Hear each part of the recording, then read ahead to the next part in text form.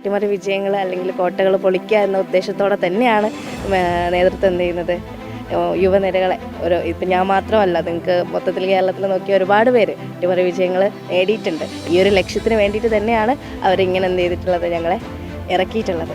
കോഴിക്കോട് ജില്ലാ പഞ്ചായത്തിൻ്റെ റിസൾട്ട് വന്നപ്പോൾ പലരും ഞെട്ടി. ചരിത്രത്തിലാദ്യമായി UDFന് ഭരണം ലഭിക്കുന്ന ഒരു സാഹചര്യമാണ് ഉണ്ടായത്. അതിൽ തന്നെ ചില അട്ടിമറികളുണ്ടായിരുന്നു. പ്രത്യേകിച്ച് എടുത്തു പറയേണ്ടത് ഉള്ളിയേരി ഡിവിഷനിൽ മത്സരിച്ച UDF സ്ഥാനാർത്ഥിയായിട്ടുള്ള റിമ കുന്നുമ്മലിൻ്റെ വിജയം തന്നെയാണ്. അതായത് LDF സ്ഥിരമായി ജയിക്കുന്ന ഒരു ഡിവിഷനാണ്. അവിടെയാണ് റിമ കുന്നുമ്മൽ എന്ന് പറയുന്ന 23-കാരി അട്ടിമറി വിജയം നേടിയത്. നിലവിൽ കോഴിക്കോട് ജില്ലാ പഞ്ചായത്തിലെ ജനപ്രതിനിധികൾ ബേബി ആര് എന്ന് ചോദിച്ചു കഴിഞ്ഞാൽ അത് റിമ കുന്നുമ്മലാണ്. റിമ കുന്നുമ്മൽ ഒരു വിദ്യാർത്ഥിനിയാണ്, ഇപ്പോഴും പഠിച്ചുകൊണ്ടിരിക്കുകയാണ്. കോഴിക്കോട് ഗവൺമെൻറ് ലോ കോളേജിലെ സ്റ്റുഡൻ്റാണ്. റിമ കുന്നുമ്മൽ ഇപ്പോൾ കേരള വിഷൻ ന്യൂസിനൊപ്പമുണ്ട്. റിമ, ആദ്യം തന്നെ അഭിനന്ദനങ്ങൾ നേരുകയാണ്. അപ്രതീക്ഷിതമായിരുന്നല്ലോ വിജയം അപ്രതീക്ഷിതമാണെന്ന് ചോദിച്ചാൽ തുടക്കത്തിൽ നമ്മൾ പ്രതീക്ഷിച്ചിട്ടുണ്ടായിരുന്നില്ല. പക്ഷേ പിന്നീട് നിരന്തരമായിട്ടുള്ള വർക്ക് ഉണ്ടായിരുന്നു. അപ്പം ആളുകളുടെ ഇടയിലേക്ക് ഇറങ്ങി ചെന്നപ്പോൾ അവരും മാറ്റാൻ ആഗ്രഹിക്കുന്നുണ്ടെന്ന് നമുക്ക് മനസ്സിലായി. അതിനനുസരിച്ച് നമ്മൾ വേണ്ട രീതിയിലുള്ള വർക്കുകൾ എടുത്തു. അതിൻ്റെ ഒരു ഫലമായിട്ടാണ് വിജയം വന്നിട്ടുള്ളത്. MSFൻ്റെ ഹരിതയിലൂടെയാണ് റിമ രാഷ്ട്രീയ രംഗത്തേക്ക് കടന്നു വരുന്നത്. ഇപ്പോൾ ഇവിടെ വിദ്യാർത്ഥിനിയും കൂടിയാണ്. ഇവിടെ ഗവൺമെൻറ് കോളേജിൽ പഠനം ഇപ്പോഴും തുടരുന്നുണ്ട്. സ്വാഭാവികമായിട്ട് ഇനി ജനപ്രതിനിധിയാണ്. അപ്പോൾ ഈ പഠനവും ജനപ്രതിനിധിയും ആയിട്ടുള്ള പ്രക്രിയ എങ്ങനെയാണ് മുന്നോട്ട് കൊണ്ടുപോകുക? ഇനിയിപ്പോൾ ഞാൻ ഫൈനൽ ഇയർ ആണ്, 1 ഇയർ കൂടിയാണ് ഇവിടെ ഉള്ളത്. നമുക്കിവിടെ ഫൈനൽ ഇയർ ആയതുകൊണ്ട് തന്നെ ഇവിടെ ഉച്ചവരെയാണ് ക്ലാസ് ഉണ്ടാകുന്നത്. അപ്പം സ്വാഭാവികമായിട്ട് നമുക്ക് എന്ത് ചെയ്യാൻ പറ്റും, അത് രണ്ടും കൂടെ പാച്ചപ്പ് ചെയ്ത് കൊണ്ടുപോകാൻ പറ്റുന്നതേ ഉള്ളൂ. ഉച്ചവരെ ക്ലാസ്, അത് കഴിഞ്ഞിട്ട് ജനസേവനമായിട്ട് മുന്നോട്ട് പോകാൻ പറ്റും. ഈ സ്ഥാനാർത്ഥി പ്രഖ്യാപനമൊക്കെ നടക്കുന്നതിന് മുൻപ് UDF നേതൃത്വമായിട്ട് നമ്മൾ സംസാരിക്കുന്ന സമയത്ത് അവർ തീരെ പ്രതീക്ഷ വെക്കാത്തൊരു ഡിവിഷനാണ് ഉള്ളിയേരി എന്ന് പറയുന്നത്. അവിടെയാണ് റിമയെ മത്സരിപ്പിക്കുന്നത്. ഒരു പുതിയൊരു കുട്ടി വരട്ടെ, അപ്പോൾ അതിൻ്റേതായ മാറ്റങ്ങൾ, ഒരു വോട്ട് വിഹിതമെങ്കിലും വർദ്ധിപ്പിക്കുക എന്നായിരുന്നു നേതൃത്വത്തിൻ്റെ ലക്ഷ്യം. അവിടെയാണ് അട്ടിമറി വിജയം നേടിയത്. ഈ അട്ടിമറി വിജയത്തെക്കുറിച്ച് എന്താ പറയുക? ഈ ഒരു അട്ടിമറി വിജയത്തിന് ഇതിന് പിന്നിൽ ഒരുപാട് പേരുണ്ട്.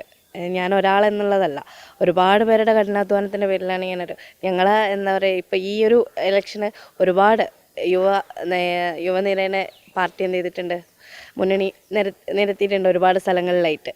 അപ്പം ഇത് ഇങ്ങനെ വിടാനുള്ള കാരണം തന്നെ ഇതുപോലുള്ള അട്ടിമറി വിജയങ്ങൾ അല്ലെങ്കിൽ കോട്ടകൾ പൊളിക്കുക എന്ന ഉദ്ദേശത്തോടെ തന്നെയാണ് നേതൃത്വം എന്ത് ചെയ്യുന്നത് യുവനിരകളെ ഇപ്പം ഞാൻ മാത്രമല്ല, നിങ്ങൾക്ക് മൊത്തത്തിൽ കേരളത്തിൽ നോക്കിയ ഒരുപാട് പേര് അട്ടിമറി വിജയങ്ങൾ നേടിയിട്ടുണ്ട്. ഈ ഒരു ലക്ഷ്യത്തിന് വേണ്ടിയിട്ട് തന്നെയാണ് അവരിങ്ങനെ എന്ത് ചെയ്തിട്ടുള്ളത്, ഞങ്ങളെ ഇറക്കിയിട്ടുള്ളത്.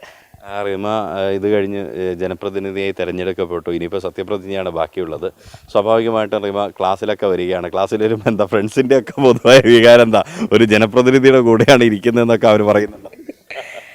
ഫ്രണ്ട്സ് എന്ന് പറയുമ്പോൾ ഞാൻ എൻ്റെ രാഷ്ട്രീയ ജീവിതം തുടങ്ങിയത് തന്നെ ഇവിടെ നിന്ന് തന്നെയാണ്.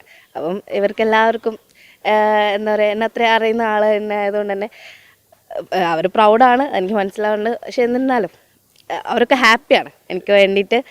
ഈ പറഞ്ഞ ആളുകളൊക്കെ ഒരുപാട് ഫ്രണ്ട്സ്, എൻ്റെ ഈ ഒരു വിജയത്തിന് പിന്നിലും ഇവിടുത്തെ ഒരുപാട് ആളുകളുണ്ട്. അപ്പോൾ അവരൊക്കെ ഹാപ്പിയാണ്. അവരുടെയൊക്കെ കൂട്ടായിട്ടുള്ളൊരു വർക്കാണ് ഇന്നത്തെ ഈ ഒരു വിജയം തന്നെ പറയുന്നത്.